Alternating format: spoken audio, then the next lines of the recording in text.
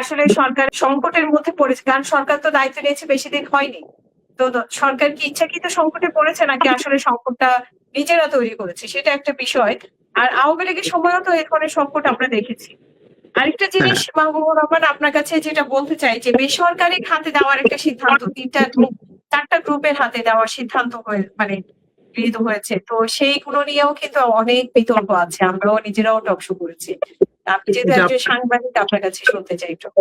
আমি আপনাকে বলার চেষ্টা করছিলাম, সেটা হচ্ছে আজকে যে সংকটটা, এই সংকটটার প্রেক্ষাপট তৈরি করে আজকে যদি বেসরকারীকরণে যাওয়ার জন্য আজকে সামিট গ্রুপের সাথে যদি নেগোসিয়েশন করে কিংবা বসুন্ধরার হাতে তুলে দেয়, তাহলে এই যে বাংলাদেশের শিল্প প্রতিষ্ঠানগুলো আছে তারা জ্বালানি এবং বিদ্যুৎ খাত তাদের নিয়ন্ত্রণে চলে আসে, এদেশের মানুষের কি হবে বলেন?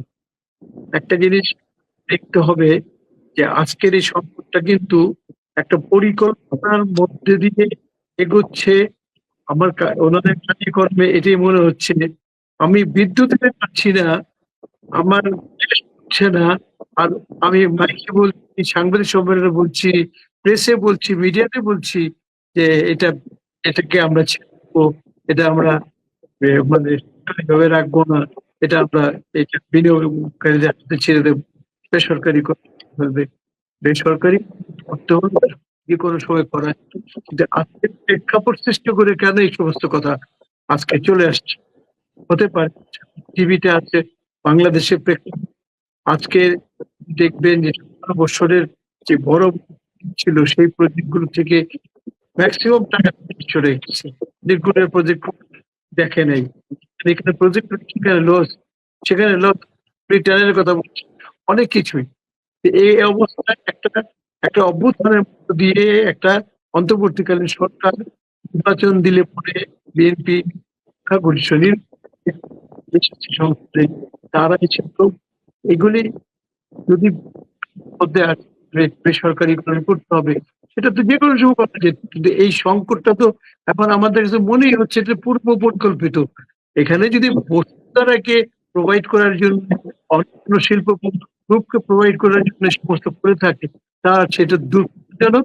এবং জনগণ যদি বুঝে যায়, দেখেন বাংলাদেশে কিন্তু ৭০-এ গণঅভ্যুত্থান হয়েছে, আপনার অনেকগুলো দেখি, যেমন সর্বোচ্চ ১৪০০ ছাত্র শিক্ষার্থী ও সাধারণ মানুষের রক্তের বিনিময়ে আজকের এই সরকার যদি সুন্দরভাবে দেশকে পরিচালিত না করে, এই সরকার যদি আবার কিছু শিল্প প্রতিষ্ঠানের হাতে, শিল্পের কাছে জিম্মি হয়ে যায়, এবং এই জন্য তার মধ্যে সবাই যারা আছে তারা যদি এই বিষয়গুলো পক্ষে কাজ করে মানুষকে কষ্ট দিচ্ছে।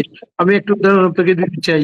একজন গার্মেন্টস শ্রমিক এখন হলো তার আপনি বাংলাদেশে ট্রান্সফার, সে কি খাবে? সকালবেলা তার খাওয়ার কোনো বাড়িতে গিয়ে একটা পরিবারের ৪ জন গার্মেন্টস কাজ করে, ৪ জনে আসলে রাতের বেলা রান্না বান্না করে, গ্যাস নাই, তারা কোথেকে রান্না পাবে? আর তাদের বাড়িতে হোটেল রেস্টুরেন্ট বন্ধ থাকবে, তাদের সক্ষমতা নাই অর্থনৈতিকভাবে, তারা কিনে খাবে, তাহলে কি অবস্থা? আর প্রান্তিক জনগোষ্ঠী আমাদের গ্রামীণ সংযোগ, তারাই বা কি করবে? এখন মাটির চুলা চলে, এখন চলে, কিন্তু আজকে যে অবস্থা সৃষ্টি করেছে, এই অবস্থাটা কিন্তু একদিনে হয় নাই, এই অবস্থাটা পরিকল্পনা করে করেছে, কিংবা না দেখার ফলে। এখন আমি শিক্ষকতা করি, আমি ছাত্রদের লেখাপড়া করাবো, আমি যদি নিয়ে না যাই তাহলে তো আমি ক্লাসটা করতে পারবো না। এমনি মন্ত্রী মহোদয় যদি এই সমস্ত হিসাব নিকাশ করে তার সমস্ত মন্ত্রণালয়কে নিয়ে, যে এই দেশের এই বিড়ম্বনা আসতে পারে, এদেশে একটা অস্বস্তিদায়ক অবস্থা আসতে পারে, এরকম একটা সংকট আসতে পারে, সেগুলি আগে থেকে করলো না, তাহলে বোঝা যায় তার প্রতি আমাদের কোনো আস্থা নাই। তাকে যত দ্রুত এখান থেকে চলে যায় সেটাই ভালো। আর প্রধানমন্ত্রীর প্রতি আমাদের আস্থা আছে, উনি চাচ্ছেন সবকিছু ভালো কিছু করার জন্য।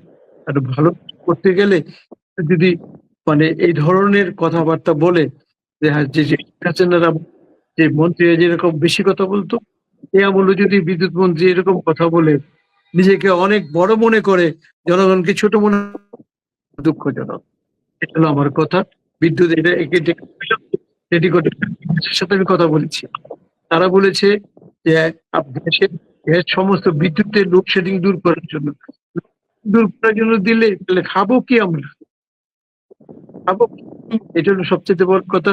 দেশ আশা করি সরকার খুব দৃঢ়তার সাথে এই সংকট মোকাবেলা করবে, বিশ্বাস চাই। আর সরকার না পারলে তো সরকারের ভবিষ্যৎ জনগণ দেখবে।